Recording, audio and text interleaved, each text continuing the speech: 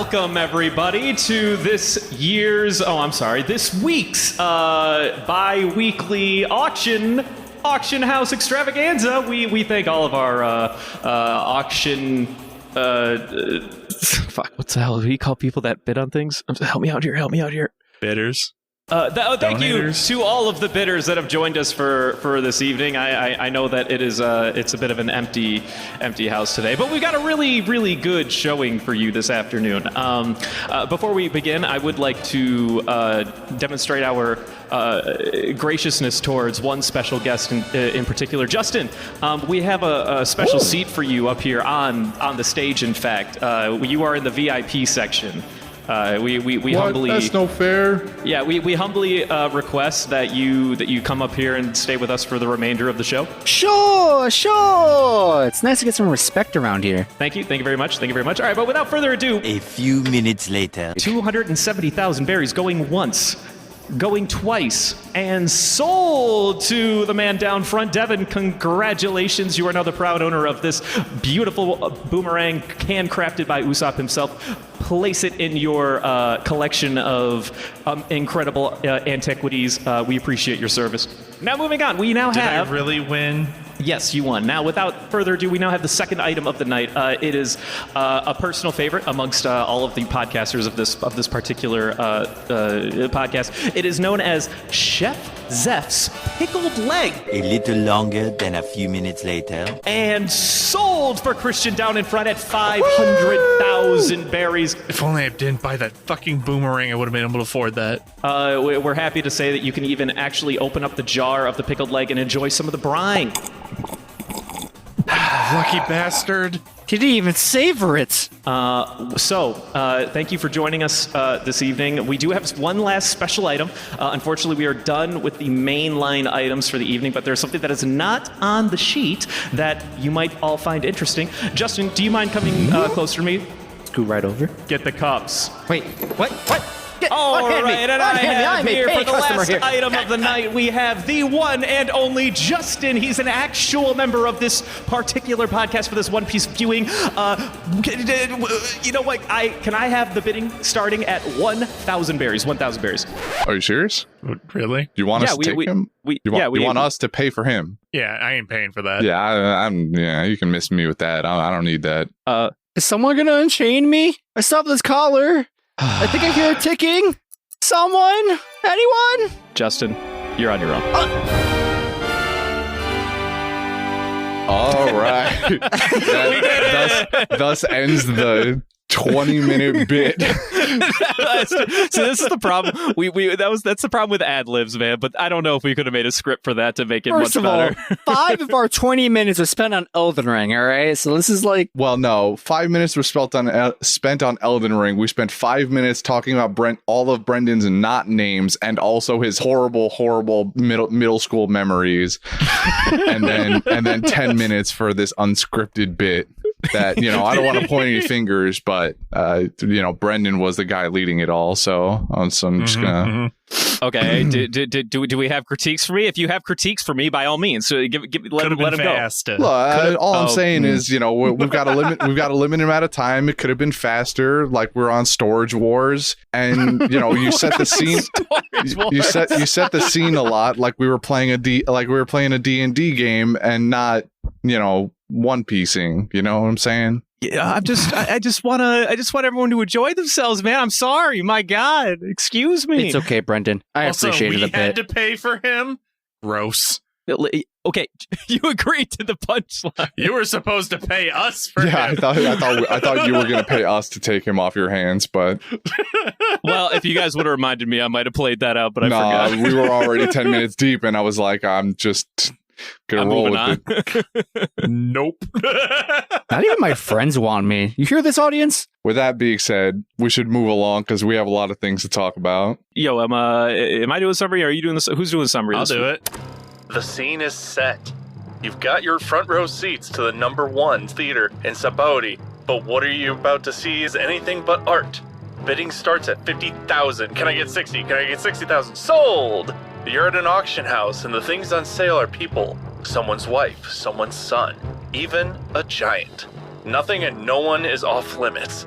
For the main event, a rarity amongst rarities, a young mermaid named Camie. After the gang's plan to outbid everyone fails, a fashionably late Luffy rushes in and saves his friend, completely unaware that she now belongs to the celestial dragon, Charlos. Hachi tries to reel in the determined Luffy, but struggling to do so reveals his fishman appendages, and amidst the shrieks and insults, a shot is fired. Hachi goes down and Charlos begins to dance in celebration, Fortnite style.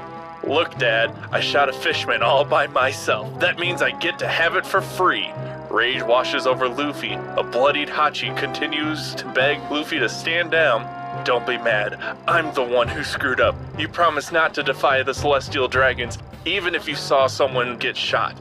But Luffy cannot stand by while his friends become victims to this senseless discrimination. The surrounding pirates once questioned if the so-called Straw Hat Captain was as insane as they heard, but right then and there, before their very eyes, Luffy marches up the stairs, positions his A stance, and throws the meanest right hook the side of the Red Line has ever laid its sights on.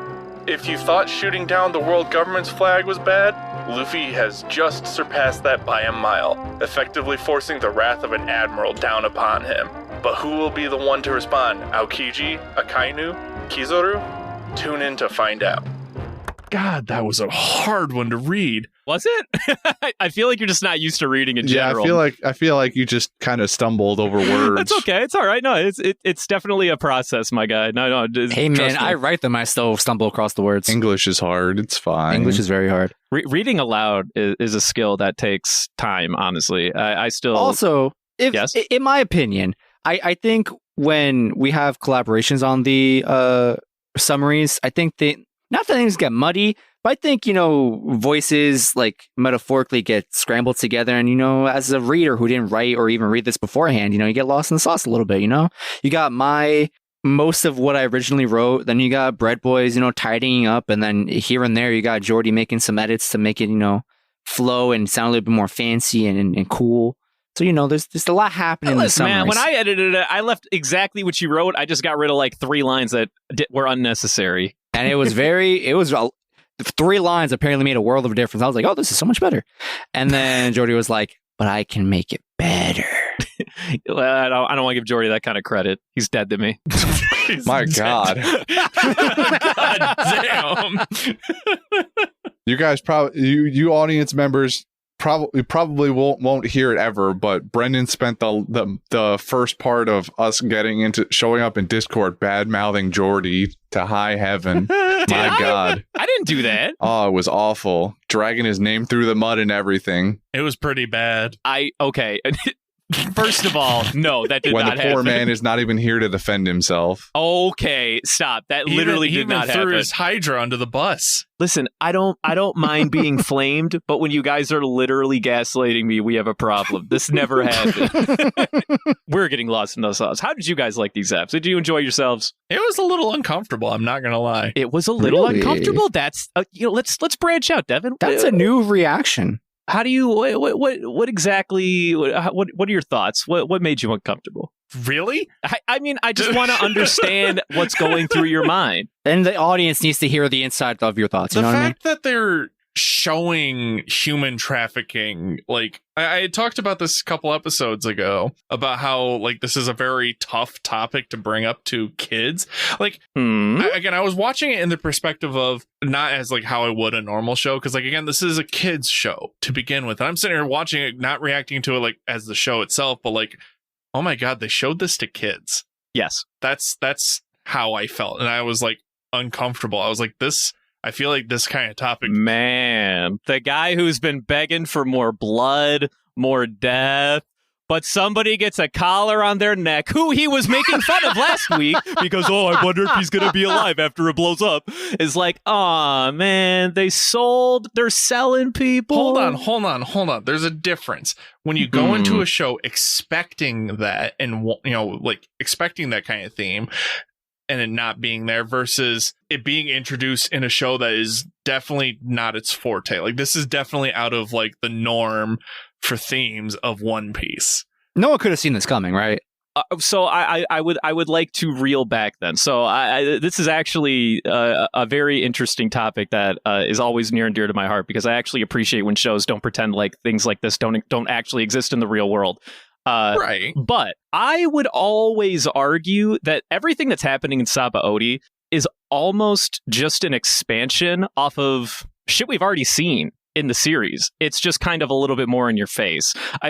I'll go back on the trafficking specifically, and obviously the auction house has never happened, but people have been slaves. The Revolution Army is a thing for a reason. I mean, people have been shown to be slaves underneath other members of the villainy group in One Piece or whatever. Nami was a big slave to her fisherman cohort. She might not have had a collar around her neck, but being treated like trash and being treated like a tool. None of these themes are new to us as an audience in this particular moment in time. So I guess I find it interesting. But it's the nitty gritty of it. It's surprising that they showed the gross side of it versus like the subtlety of like, you know, like Nami being a slave.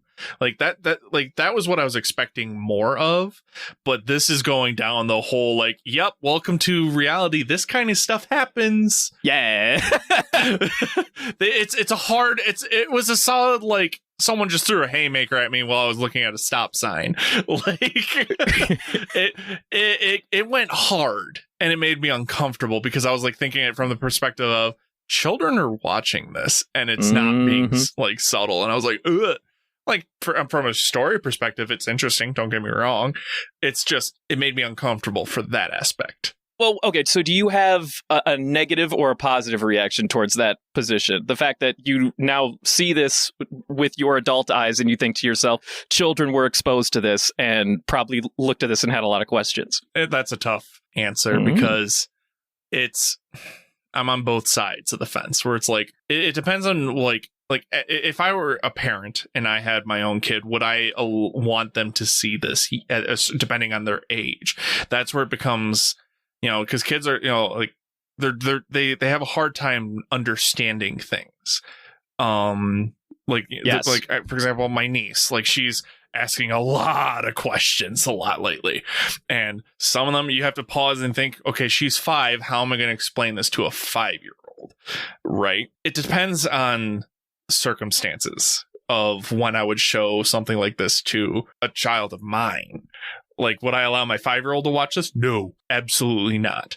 10-year-old, I could explain it to them. Well, that's kind of the beginning of the age range for shonen anime, though, is like those early to late middle school years. Well, in America anyway, the age of like 12-ish is like the front end of the shonen age group, which is where One Piece is aimed at. So I think, you know, if you think it sounds, when you use the term children, it sounds bad, but when you think back to the stuff that you knew about and found out, especially us growing up with the beginnings of the internet, with like all the stuff that you definitely saw when you were in the 12 to 13 age range, you know, this isn't that far out of the range of something that I would have known about or seen. Even in school, like history classes would talk about this sort of stuff even around that time. So I think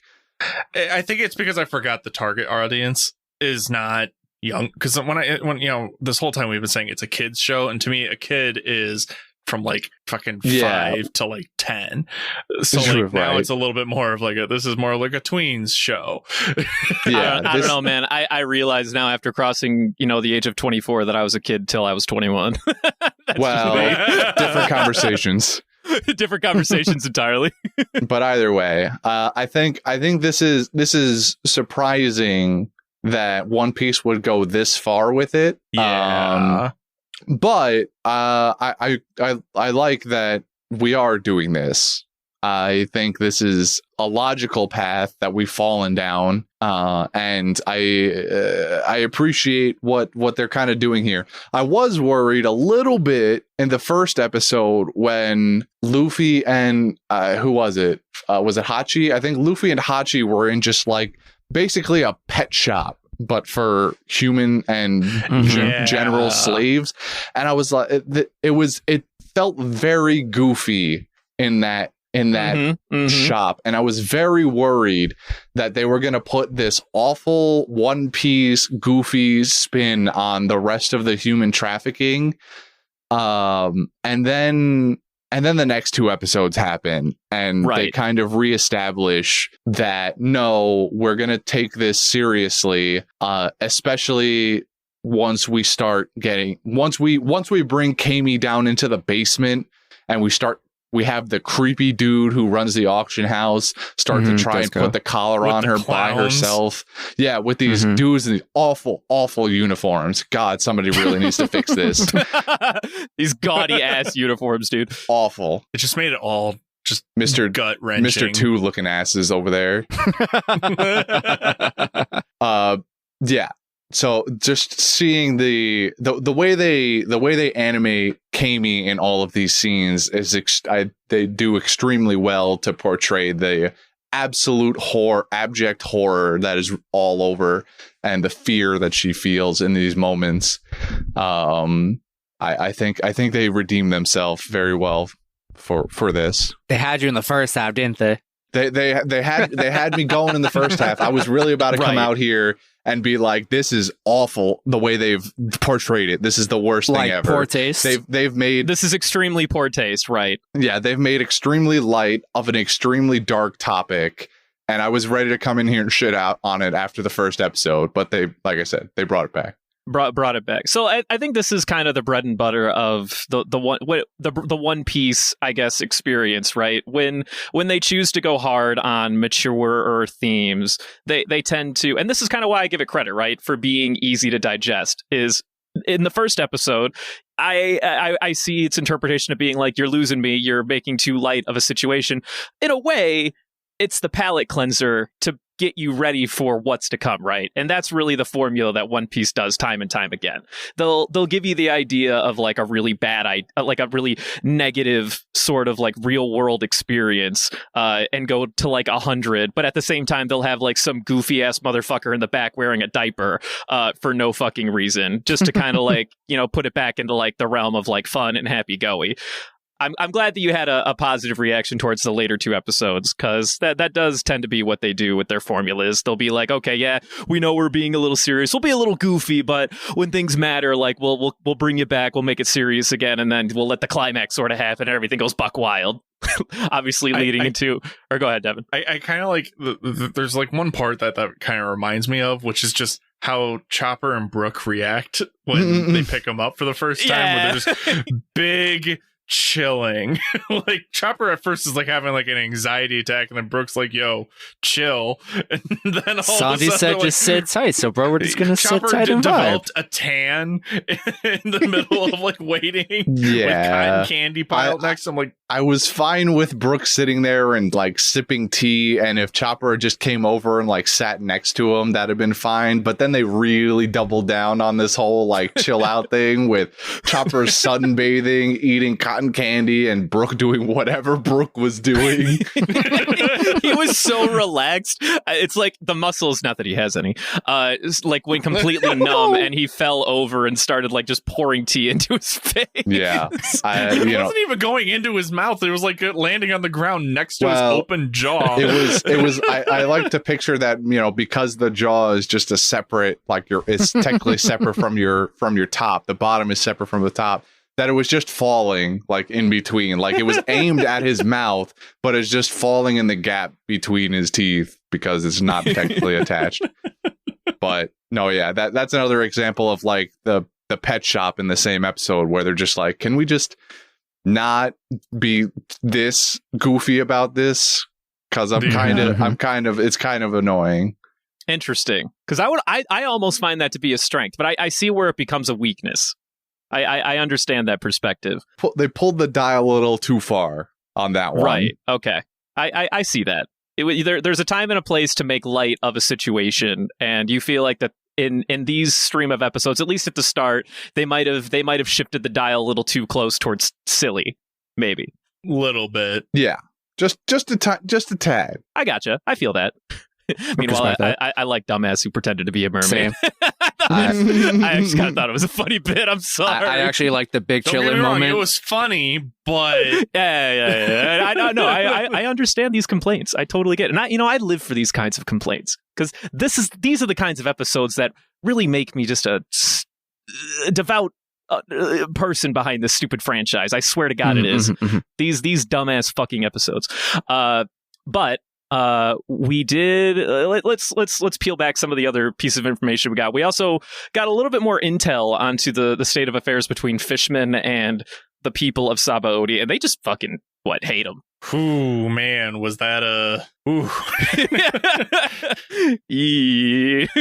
Big Yeah. guy. That's what I mean. It's like all around these episodes just made me like uncomfortable. Like I don't know how to describe it. It was just like they hit so many like discussion points at once. Yes. And it was just like wasn't ready for this. We were talking about soap earlier. So I don't want to shoehorn the conversation too much into one direction, but I have a lot of personal thoughts about the way, specifically with the Fishman discrimination and how they kind of like unveil it in these particular episodes. I have a lot of thoughts on how this whole, I guess, rationale relates back to Nami's arc specifically. And I was curious if you guys had any opinions, if you feel like it kind of came out of left field, if you sort of understand where it was coming from, if you've made any parallels or made any like real interesting thought-provoking connections between In relation to Nami's correct Yeah, so we start off One Piece with Arlong being this tyrant and abusing humans, and then we get to Sabaody many hundreds of episodes later, and you realize that Arlong probably went through some like discrimination of his own and some probably really dark and fucked up shit. And if you take that into consideration, it may, maybe not change, but it adds context to your perception of who Arlong was as a villain and like how he got to that point. See, I don't see it like that. I see it more of like the irony of it. The I mean, irony of it. that The oppressed becomes the oppressor. Well, then let me ask you this. Do you feel like with this context from Sabaody and this side of the world and on this side of the Grand Line near the Fishman Island where all fishmen do come from, do you feel like that Arlong is a byproduct of discrimination like specifically, or do you feel like he is just a byproduct of being a part of a culture that has transition to just being an asshole in other places on the planet? I'm talking about piracy. With this context, do you feel like he was personally discriminated upon and that's where his backstory comes from, or you just think he's a byproduct of the culture? I think he's a byproduct of the culture because I feel like this more so affected Hachi and where he ended up than Arlong. Arlong, I feel like he went out thinking he's, tough shit immediately, like because of just how he carried himself. Like I don't see it reflecting on him because like Hachi is almost like you could see the like in his personality, like the similarities of like between then and now. While Arlong, since we don't have a current one or a before East Blue of Arlong, we don't really see that. So to me, I feel like his was more so about just by being a pirate. That's where his assholery came from. It might have had a small smidget to deal with this, but I feel like because of in terms of like strength, I don't think he had to deal with it as much because he had to have been a tough dude. Yeah, but I mean, I have to imagine. I'm in the camp of where it's a little column A, column B, because you have to imagine.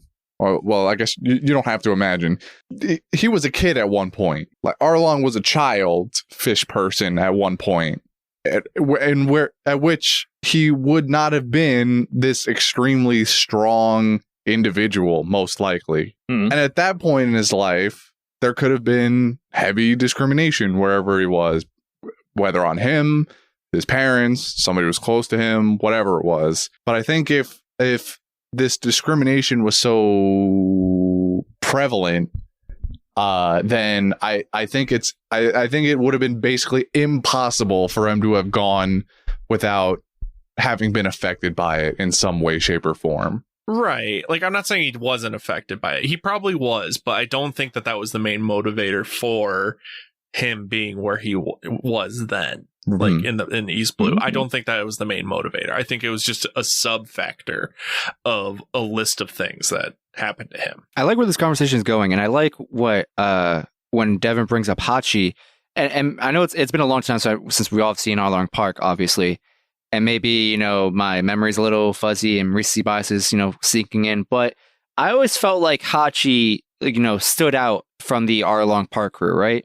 He was definitely the innocent character of the bunch. I mean, I think Hachi comes off as more of the simple one during the Arlong Park, where he just kind of goes along with things because Arlong tells him to. At that time, I'm saying. Correct. And then you can also still see him doing it now when it comes to the dragons. When he runs into someone who is clearly stronger than him or has more assets to them, he tends to shrimp away. I think this is because he knows the consequences of messing with the celestial dragons. He knows the absolute hellstorm that would come down from him punching a dragon in the face or even looking at him on the street, let alone being a fishman in the presence of a celestial dragon. So he knows the consequences that can happen, both not only for him now, but for his two friends that he's made. But he also reacted similarly to Arlong. What do you mean? That's what I'm saying. I feel like from what I remember of him in Arlong Park, he didn't necessarily listen to Arlong because he respected him. He listened to him because he was the toughest dude around. If he didn't, he'd get the shit kicked out of him. Because we've seen Arlong beat his own people. I can agree with that, but also I want to peel it back a little bit and think about, if we, follow Christian's train of thought concerning Arlong and apply it same thing to Hachi. Hachi's probably, scared out of his mind. He's like, oh man, I'm a fishman. I'm getting discriminated against. I should join a posse of fishmen who, they get me. They would probably, look out for my best interests. You know what I mean? Kind of like why more or less allegedly people join a gang, right? I still feel like it was a relationship based on fear, though.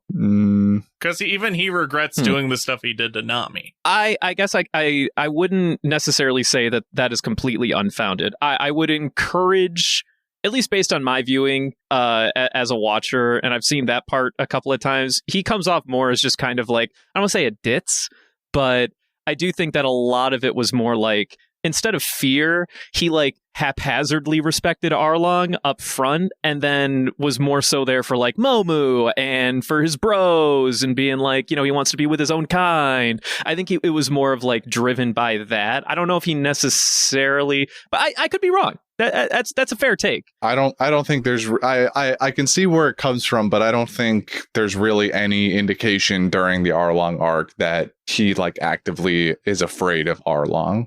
I don't think we ever really get that indicator there. I would say, for the most part, Arlong never really gave the other fish bros a reason to think that he was against them. Because literally, if anyone ever did anything to the fish dudes, he was pissed. He was like, how dare anyone lay a hand on my brothers? If anything, they were just kind of if I don't hang out with this guy, then if I get fucked by somebody, then no one's going to have my back. Yeah.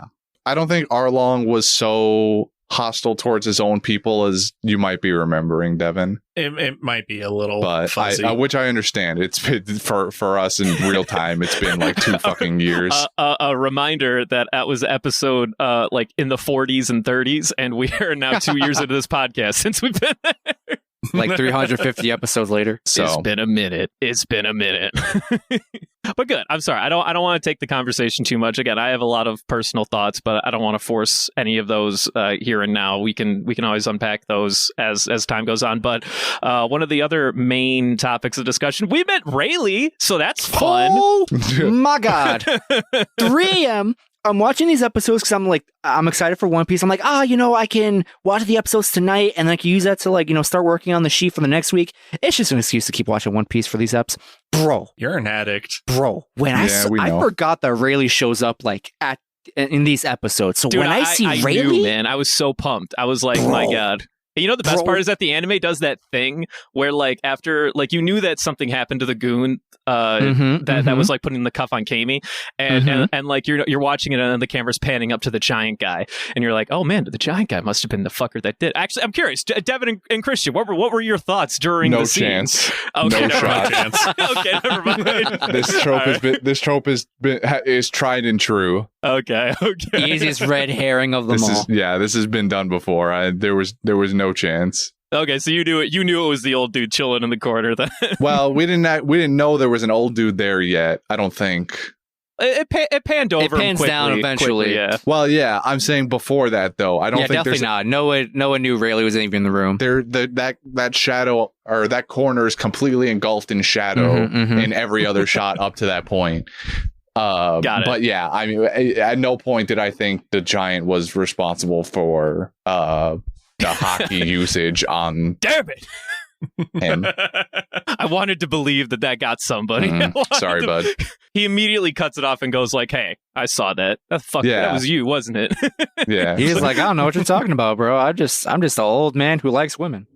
Hey, you. I felt that. You can't play dumb with me. That hockey there, it was yours, wasn't it? Just who in the hell are you, old man? I'm just a simple shipcoder, nothing more. What can I say? I have a soft spot for young girls. Though I may have overdone it a bit. So now that we're here, this is actually kind of fun because so Silver's Rayleigh, for the folks at home, he is the former vice captain of the Gold Roger Pirates. But what a fucking drop, dude! What a drop! He's just casually chilling. He's big just chilling, there. my guy. Oh, and by the way, he's the old man who coached ships that we're looking for. Yeah. It makes you wonder how he got that ability or why he's known for that. It's like he's done it before or he was the first to do it. What? Only time will tell. Yeah, It's actually really funny. I don't know. I'm sure you guys might have noticed. So we obviously have Gold Roger and now Silver's Rayleigh. Can you guys guess what his third in command's name was? Bronze. No, it was not Bronze. Very good guess. Very Copper? good guess. It was indeed Copper. Mhm.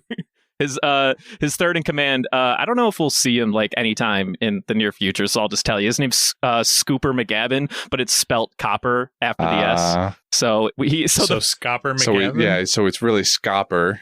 it's basically Scopper McGavin, but I think you actually do pronounce it Scooper, which is weird, but take my word for it, or don't. Scopper McGavin's fine. We'll go Scopper McGavin. Yeah, I'm gonna call him Scopper. Sold on Scopper McGavin. I might even drop the S. I'll just call him Copper anyway. I actually find this pretty fun. So we have Gold Roger, Silver's Rayleigh, and Scopper McGavin are all a part of the three big dudes on the former Roger Pirates. I always found that to be super fun. But yeah, he's just big chillin'. And then also we cut away to Garp, who was like, he's eating some crackers going like, so Rayleigh probably got some gambling debt and sold himself into slavery to pay it off. Sounds just like him. I'm sad that we didn't get to see Goat Coon. Man, do we just like shit on Garp now? We don't even like to see Garp anymore, man? Come on. We love Garp's Garp. alright. But imagine if Garp was sitting there eating crackers and he just reaches down with one and Goku's chilling there, also eating crackers with him. Right? Like he's feeding the dog at the dinner table. But it's a goat. But it's Goku. God, that's damn it. content. That do be content though. Golden ham worthy. For Garp. Yeah. I also just like love the idea that Rayleigh is just like, he's turning himself in, selling himself off into slavery, but then like, what is he gonna do? How does this pay off his debt? Is he paying off? Is his debt being excused because he was given away as a slave? Like he let himself become a slave? I think that's what it was. It's probably like, the guy he owes money. He's like, all right, wait, put your hands up, Don't obviously get rough. I don't even think he's in debt. I think because again, that's an assumption of Garp. It's true. We don't actually know for certain. My thought is this. He was like drunk or something because he's clearly a heavy drinker. He was drunk and some goons were like, this is mine now, and dragged him to the slave place. And he woke up there and goes, another Tuesday. Back here again, huh? Yeah. Like that's what happened. I do not think it has anything to do with debt because based off of his hockey ability alone, how do you capture this man? That's what I'm saying. Like he had to have done this on purpose. Like, Yeah, there's no way he lets somebody like capture him for real. Like, no one on the island except like an admiral is But like again, laying a hand on why him. would you willingly go into slavery? Because he's an old man. He's not plan. There's no way he's planning to actually like go work for the Celestial Dragons or whatever. He's just gonna like casually break out or was his plan, I assume, to just like casually break out. Maybe he just put himself there to see who would bother bidding on him and see what his worth was, and then he's like just valuing his own worth just by getting bid on. And he's assessing his own net Public worth. image, yeah, man. his own net worth by seeing how much somebody will bid on him for. And then once he finds that out, he just would have left. That's a flex. That is a flex in itself. Or like somebody pointed out, one of the nobody on the island knows who he is, recognizes him, and the Marine guy who was talking to Garp was like, "That's right. How does nobody recognize this guy somehow?" But my men were even like, "Is this really the guy? This is the guy? Silvers? This is Silver's really the guy?" And Garp's like, "No, yeah, that's him. That's definitely him. I don't even need to see him. That's definitely him. I don't even I know it's him. I don't even need to hear anymore." You went might be Silvers, and I went, "No, that's definitely Silvers." Beyond a shadow of a goddamn doubt. It makes you wonder what Gold Roger would look if he was still alive, like an old man looking. That's a good question. That is a good question. Like, what would old man Gold Roger have looked like? I feel like he's got to commit to like just for men hair coloring. I don't see him rocking gray, bro. I think Gold Roger does a great job rocking gray. Surely, well, yeah, because he's underground. Surely, well, all right, well, that was just out of pocket. So I do have a very, very fun fact for the team at home. So believe it or not, Silver's Believe it. I'm sure. Well, you'll believe it because I tell you to. Ripley's. We all know now of Buggy and Shanks, correct? And how they were on Gold Roger's crew at this point. Would you believe me if I told you that you've met Rayleigh in a backstory panel of said Buggy and Shanks when they were bickering on the boat? I would absolutely believe you, yeah. Please pertain yourselves to the chat. The North Pole! South Pole! That's what you say! Right, and I'm gonna keep on saying it because I'm right, clown! Oh, you got guts! I'm gonna settle this once and for all! Go ahead and try! All right, you bastard, I'm gonna bust you up flashily! Counterattack! Knock it off! Nobody but you two cares which is colder, the North Pole or the South. If you want to know so badly, then why don't you go to both and find out? Now cool it! There you go. There's good old Rayleigh in his prime, scolding Shanks and Buggy back in the day for bickering about how cold the North and South Pole were. His beard confuses me, but intrigues me. Look at at the same lineup. time. That's all. Yeah, Yeah. It's like multiple goatees. that dude's barber is on point. Whoever on that ship was cutting hair, they do a good job. Whoever was cutting hair on that ship was like, we have to do drip, and that is our number one priority. And nothing here. else. We are the ship of the king of the pirates. Nothing but the best. Wait, hold on. This makes sense. Luffy has like his requirements for his crew. He's like, I need a musician, need a shipwright, yada yada yada. Gold Roger is definitely like, bro, I need a barber. My crew needs to look fly. Who do you think cuts hair on the Straw Hat Pirates? Actually, that is a fun. I think I actually can answer that for you. Somebody on the crew does do that. I forget who. Really? I think Oda answered that in an SBS one time. One sec. I bet it's going to be Robin. None of them should really like need haircuts because it's only been like 6 months. I think has it been? I think they made it to the halfway point in six months or something. Was it? I could swear that Nami's hair is getting longer at this point. Like it looks longer. Also, my hair grows back in like a month. I have an answer for you. In case y'all are wondering who cuts the Straw Hat's hair, Oda confirmed that Nico Ramen and Usopp. Nico Ramen? And Usopp. Oh, and Usopp. It explains her noodle arms. I was gonna say Usopp too for really no reason, but I was gonna say it. My gut told me Nico, and I was like, something about her devil fruit feels applicable to cutting hair. I just can't explain why. Dude, I imagine like she puts 1,000% energy into into Nami, but then Zoro comes up and she's just kind of like, I don't know, a buzz cut. She Zoro's his hair. Also, in hindsight, I think about like Nico Robin's like appearances in the show. she kind of gives me like fashion designer vibes. Like, you know, she's into like she's the she's the type of girl who goes to Fashion Week. You know what I mean? Dude, she is always wearing the like fucking L'Oreal-esque like fashion, like 90%. I mean, hell, we saw them coming back from shopping in this episode with all those bags. They were coming back from shopping. I feel like she said something to Nami too in these episodes. I just can't remember. But yeah, then when like she they was were or go ahead. I'm sorry. I was just gonna say, like back a couple episodes ago or a couple sets ago, they were looking at a fashion magazine too, and she was pointing out like all the outfits that would look really good on Nami. Yeah, you know, Nami did come up with a quick plan on the spot. She was just kind of like, yeah, we'll buy him then. I mean, fuck it. I knew it was gonna fail. Yeah. Well, yeah. I mean, you kind of see was it coming. too obvious. I was like, you only got 200. I really thought, you know, they have a little bit of a fight. They'd be like, all right, we placed our first bid, and then the second one is like blows them out of the water. But I was like, nope. It was the moment Charlos walked in the building and went, boy, I hope they have a mermaid. I went, well, their plan's done for now. You knew as soon as he said mermaid, you were like, oh no. Yeah, all right, I never knew mind. it as soon as she said this is the plan. Well, I mean, yeah, you can kind of expect it at a certain point when they make a plan for it to fail every single time. But, you know, maybe you hold out a little bit of hope for you know, 200 million is a lot in this world. Like that's a bounty for a very, very dangerous pirate. To put it in perspective, it is the equivalent for like us having $2 million. They were renting bikes for like 1,000 berries, you know. So yeah. 200 million is a boatload of money.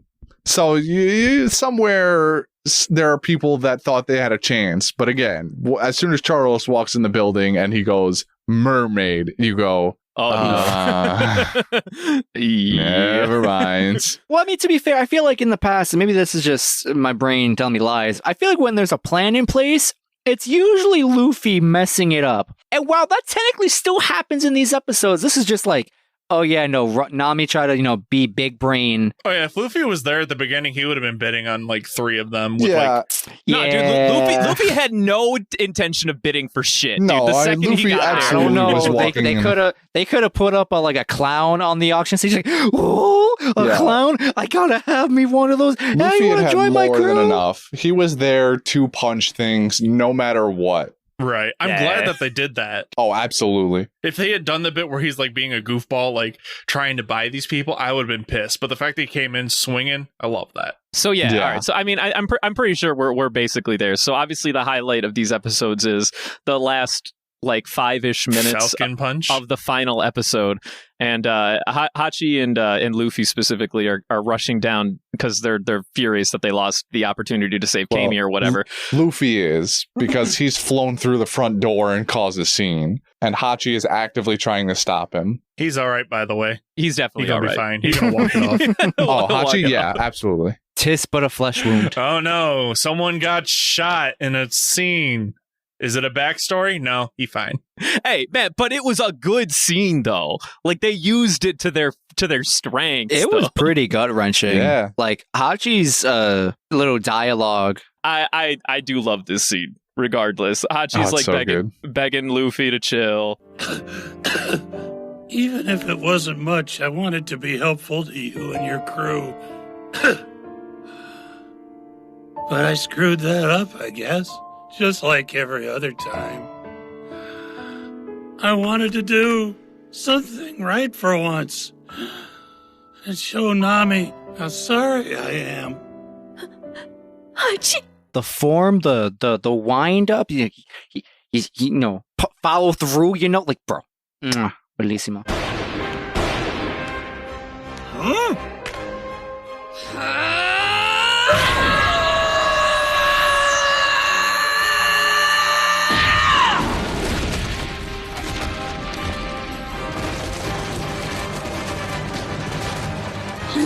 He didn't even have to dodge the bullets either. He could have just The like first totally one, he just let it him. whiz by him. Oh my god. But he's a rubber dude. None of it would have hurt him anyway. But he was like, you know what? For style, I'm gonna dodge this, and then I'm gonna attack you so hard in the face, man. What a guy. All right, but the only other big topic that we got was we got a little bit more information about the public execution of Ace, and we got a little bit of the side or nonsense from Drake, one of the supernovas that we met previously. He was just kind of like, wait a minute, you're telling me that they're just going to publicly execute him? Whitebeard's never going to just let that, like, take that shit lying down. There's going to be a war. And then we're just kind of left up into the air on that one. I wonder where the execution's going to happen at. Where do you think it's going to happen, Devin? I think it's going to happen at Marijois. Okay. All right. I respect it. Seems likely. And then the rest of my theory crafting from before aligns perfectly. However, hold on. Let me just throw this hypothetical out there. No, I already have a bet down. You can't make me No. change it. Nothing to do with a bet. Just another hypothetical. The only other, or I guess 2 public executions we know of, were in Roger. Logetown. That's all I'm saying. This is closer. Why would they go all the way to Logetown? Why execute Gold Roger in Logetown? Because he was there, and he was probably closer there. Was he? I don't know, Devin. I think it purely has a thing with logistics. It's also like the beginning of the Grand Line, so I feel like symbolically, if you execute the King of the Pirates at the beginning, it would, in theory, stop people from going as much. To remind the folks at home, the Logtown was also known as the town of the beginning and the end because it was where he was born. I think mostly they just executed him there because that's just where he was born. Oh, I forgot that part. I didn't know that part. Forgot that. Yeah. I'm just putting this out there. You never know. Well, the other execution, I'm assuming you're talking about is Luffy, and again, he was just there, so... All I'm saying is, if it were me, and I wanted to publicly execute Ace, I'm doing that at Logetown. That's all I'm saying. So you're saying that Ace is as strong as Gold Roger? I'll plead the 5th. I mean, again, I don't feel like we even need to go that deep. I think in comparison, this is a no-brainer. Why would they go like Ace? Sure, he's a strong guy in the universe. Don't get me wrong. He's the second. What is he? The second man of the? Okay, so the Whitebeard Pirates are weird. I will tell you, he is the 2nd Division commander, but that does not. So he's an important guy of that. Right, he ain't no Gold Roger. He ain't no Gold Roger. If anything, it makes more sense to try and do it at Marijois so they can wiggle his dead body at fucking Whitebeard, who's chilling out past the red line. It makes more sense for him to do that than to go all the way back to the beginning of the Grand Line to do it. That doesn't make any sense. Also, the plot be going this way. Why you go backwards? Counterpoint. We go back to Logtown to give our heroes the reason to skip the rest of the Grand Line so we don't spend 1,000 episodes doing this adventure. Or alternatively, back to the beginning so that we can get to Laboon. There we go. Now we're talking. Now we're fucking talking. Then you're going to have to explain to me how they're going to make like a 3-month journey in like a day. Don't ask questions. It's anime, bro. If anime can spend 400 episodes on a boat, they can spend 300. They can spend 2 episodes going 3 years back. If they do that, I will be more mad. I'm just kidding. They're not going to do that. I'm sure that you are on the right track here, and that it will probably end up at Marijois or someplace very close by. I feel like it's going to be like the cornerstone of the story of them getting into the Red Line. Because then it emphasizes like them, like, I don't know. I don't want to say too much because I know one thing that I shouldn't. Okay. That's fair. That is very fair. I'm curious for Devin and Christian about what do you think happens next? We punch a celestial dragon. We've had explained to us already like what the consequences are of that. We still have to save Camie. Hachi's probably fine, but like, we got to help her, gun down Hachi Fishman, buddy. I'm just curious on what you think is going to happen next. How do we get out of this? I can't answer that for sake of spoilers. All right, Devin apparently knows something that I didn't know he knew. I don't know what you know. Christian, what you got? You have a list now of things he knows. Here's an easier specific question. We assume, knowing that punching a celestial dragon does mean that an admiral comes. Who do you think it's going to be? Which one? Take a shot. Shot in the dark. We're going for number 3. Because we got to reveal the 3rd. So Kizaru then. That one. So we bet on Kizaru. I've got 20,000 down on Kizaru. Do I hear 30,000 on Akainu or Aokiji? What are the odds on that one? What's the over under? They're all just 1/3 odds. I don't. Yeah, that's lame. I go Aokiji then. Wait, this could be 1 in 4 because a general could not come. You know what? I'll give you that. You're right. I made my previous assumption was that somebody does come, and I might be putting you guys down the path of telling you to fuck off, to be honest. I would put that past me. Secret fifth option, all three of them show up. Oh my god. I think there's absolutely no fucking way. I don't know. Luffy's been making a name for himself in like the worst possible way. I know, because here's the thing, is that Garp made a big deal about the fact that whatever is happening in Sabaody Archipelago right now is basically second to Whitebeard moving to wherever he's going and about to start a war. I think that is way higher on their list of priorities than some slave traders who have a mermaid and also silver rallies there. You're making sense, but all I'm saying is like it's like in their back door, dude. It's like right there. Yeah, but I think there's no way this is a better argument for nobody gets sent, because all three of them are more preoccupied with holding back, or at least, I don't know, discouraging Whitebeard from moving too far into world government territory. Imagine having to be the guy to approach Whitebeard. Like, hey, listen, man, I know we got your son in custody, but like, let's have a reasonable conversation about this. And Garp is already on his way over in the first place. So who's to say Garp won't just take the mantle of the admiral? He's a vice admiral. It's close enough. Only one rank different, you know. Yeah, I mean, he's probably stronger than those three anyway. He's got seniority. He's got tenure. He does have tenure. He do be having tenure, though. I am willing to bet that no actual admiral shows up and Garp is the only one. No, that's a prediction. I like that. That's spicy. All right. I like that one better. I want to jump on that wagon. I didn't know this was an Welcome option aboard. at first, so I'm jumping there. All right. Well, I guess your persuasive essay was compelling as always, Christian. Congratulations. Next week's going to be 394. This is when we actually were supposed to start skipping the OP, by the way. That is very much true, but I'm a goof. And I didn't listen to Jordy right. We've been being reminded of it for weeks now, and I knew it was 395 to 411 because that's what Jordy told us initially, like a month ago. But everyone just kept going. However, so wait, I could have watched the one before. It was just We Are. Yeah, it was the same one from a while ago, from like the start of the start. You probably of... started watching it, but the new OP didn't come in, and Christian knew better.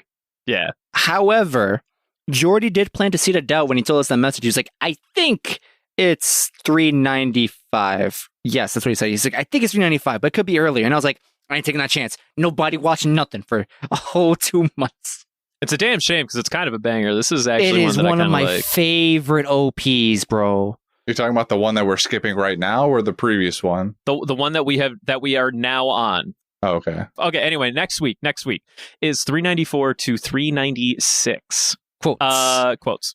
I'll come out the gate with I love the stupid bit with Sanji and Duval when first there's two good ones where at first Duval's like taking Sanji and the rest of them are flying away on the fish, and then Sanji's just kind of like, all right, step on it, Duval, we got to get there as fast as possible. And he's like, oh dude, I'm already going like full speed, and he's like, oh, perfect. All right, so if we're going at full speed, then we'll make it. Wait, this is full speed. We're going like 3 miles an hour. It's like, well, I didn't fucking anywhere. And then the stupid bit at the end after Duval was like, I'm the smartest goon of them all. I always knew that they were going to take him here due to my intuition. And he was like, notice how after we found out where they were going, we didn't have to change direction because I started in that direction from the get-go. And then Sanji's like, my God. This man's a genius. He's playing 4D chess. He's playing 5D chess right now. And then he arrived second, and Sanji was like, you idiot, we didn't even make it here first. You suck. Just to see Chopper walking on the land. Sanji, hey! There's a reason why I'm the boss of this team, you know. Did you notice me change direction back when we found out where the mermaid was? No, I didn't. And that's because I've been steering us toward Grove number 1 since the very beginning. Just look, that's the auction house. The boss is always going to be the first to crash the party. How the hell do you know where to go? Have you got some kidnapper intuition? All right, little buddy, this is it. Thank you, sir. Oh, hey, it's Sanji. First one there, my ass! Oh man, dude, I love it so much. Stupid. Sanji was almost proud of his protege. Almost. And then on a more serious note, obviously the entire scene with Hachi and Luffy at the end is just it gets me every time, dude. Big Sam. Gets me every time. That's all I got. I won't take the floor too long. I only can really think of two. The first one is just Duval's flashback to him flirting on girls. Flirting. That's what that was. Winking. It was an attempt. Hey, Head, check it out. There are some cute girls over there. All right then, let's go. So, did you like it? Oh, yeah, it was great. Hello there, ladies. I'm handsome. How do you do? What do you say? Want to take a seaside stroll in my big, strong motorbolo? I love the part where he's like, they were like, oh yeah, I tried flirting with some women the other day. Didn't go as well as I thought. Yeah, that's what I mean. Like that whole just like real that, depressed. and like it just flashbacks to him like trying to like wink, but he like looks like he's like having hemorrhoids or something. You know, a part of me really a part of me genuinely believes he might have had some mild success in that interaction if he just didn't try to wink. Yeah, maybe. I was like, he's an objectively like hot looking dude. You know, he's maybe the confidence rubs off on them the right way, and then he just has a something with his face, and they were like, "Tee, bye." I forgot my second quote, so I'm done. Good talk. All right, moving on to the Golden Ham.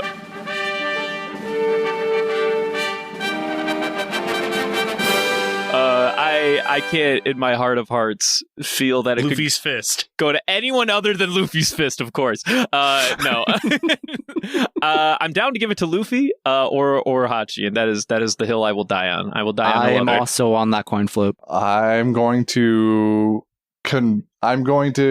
offer more conviction and say Hachi. I see. I'm stuck on Luffy with Luffy's fist. All right, I have a coin right here. It's a silver $50. Heads is Luffy, tails is Hachi. All right. I just hit the ceiling with that. My bad. It is heads. Heads for Luffy. Oh, come on. For the folks at home, he has a 19-foot ceiling, so that's actually quite an impressive feat. Show some gusto. Make your own decisions. Some gusto. Yo, wait a minute. No, he's on to something. No better than playing the numbers game. We might as well play the stupid numbers game then. You really want to do that? I don't, which is why I want you to offer more conviction and gusto. Gusto. He's on to something. You know, I pick Hachi. No. That's what I'm saying. I was feeling Hachi mostly because I was like, Luffy is like too quote unquote easy of an answer. I respect Hachi. We can't keep using the Luffy is an easy answer bit. Like at some point, Luffy's got to earn that. That's why I'm giving it to him now. No, but I like think Hachi this is more. an earnable one. Punching that smug bastard in the face. I have a very important question. Is this coming out in 2 weeks or 3 weeks from today? 2. Damn, dude. I'm not even kidding. If it came out 3 weeks from today, we would be 2 days away from the 2-year anniversary of the one and only time we gave Hachi the ham. We have time. That's pretty good. It's pretty good. We could wait on Hachi for a week. Nah, fuck you, Hachi now. Yeah, Hachi now. It's 2 weeks. Now. I can tell you it's 2 weeks. All right, Hachi's winning here. I'm in on Hachi. I'm all in on Hachi. Hachi made me feel things. Hey, who are you? Speak up now! Who? Me? Well, I'm Hachan, but all my friends call me Hachi. Somebody called me an animal last week for saying Hachi was my favorite of the Fishman trio. I don't remember that. Somebody did. Probably Justin. Fishman trio? Oh, of Camie, the Starfish, and Hachi? Yeah. I mean, I feel that. I think I like Papagu a lot, though. I mean, he's a bit of a baby in these eps, but otherwise, I like Papagu a lot. Papagu's funny. All right, we did it. We got through everything. On to the final thingy. Listener recommendation.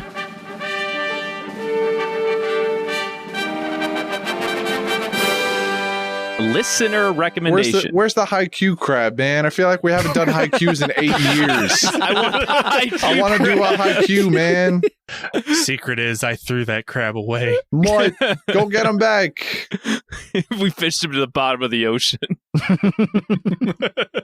Let me pull up the email here. So we got an email from Christopher, a listener of ours, a couple days ago. And the email starts off, I'm going to read the whole email because it starts off with him praising me, and that's what I'm here for. All right, well. Ah, damn it. I'm going to tune out for a minute. Hey, guys. I just caught up on One Piece with the Lime, and I'm excited to listen weekly now. Sorry. That said, I started Panda View and just tuned into the March 29th episode, Justin's solo podcast, after some of the other releases, and was floored. I just wanted to say it was honestly my favorite of the whole Panda View series, which is great. I am sure the multiple people related to or were changed for the better. That takes a lot of courage to share your story, and I'm glad you did it, man. Thank you. On to the One Piece related stuff. His recommendation. A recommendation I have after being down with the cold this week and binging it on Netflix is Kotaro Lives Alone. I don't want to spoil much, but man, does this anime have a great cast / subtle yet great plot development. Slice of life anime, correct me if I'm putting on the wrong genre, are usually not my go-to, so I was shocked to get hooked on it. I think if you all binge the short series, it would make for an interesting discussion, if not a full episode of Panda View, but regardless of that, you should check it out. Using Jordy's ranking system, 10 Lay's chips. My God, he even knows Jordy's ranking system. This man does listen to us. God damn it. Jordy, what are you doing? Okay, so we now have Rick Astley's Never Gonna Give You Up playing in our eardrums right now. Thank you, Jordy. Appreciate that. Shout out to Hydrabot. Yeah, Jordy's here for all the listeners at home. He just, sometimes decides to abandon you, to be honest. So he's out for milk and cigarettes. He's the dad that never came back from getting a pack of smokes. But like he still calls you on the phone every now and then because he wants to keep in touch, kind of. Yeah, he's not Yasop or anyone like that. And you're just like, but Dad, it's because he's legally obligated can you to. Yeah, it's like this. I love talking to you on the phone and everything, Dad, but I kind of wish you would just come home and be with me. And we could go out and play catch. Sorry. I can't hear you, son. What was that? I'm going through a tunnel. I'm going through a tunnel. I see you sitting in your car across the street right now. You can just come inside. Oh no! You hear the engine rev. Oh no! Too real. But yeah, the recommendation: Kotaro Lives Alone. I've seen this trailer on Netflix a couple weeks ago. Oh no! Is it a Netflix licensed one? I want to say yes? ? It's been recommended to me by a couple of my friends. From what little I know about it, it's just about a kid who lives alone in an apartment complex, and it's just about that. Mm-hmm. Well, that's all I think I know. The name Netflix being put on it is not inspiring confidence. I won't lie to you. Really? Why? If Netflix is involved in the production of it in any way, it tends to come out not great. It looks like normal anime, if that makes you feel any better, although that probably just means it came from a really cheap Korean studio. Yeah. I listen, all I'm going to say is Records of Ragnarok, and that's it, dude.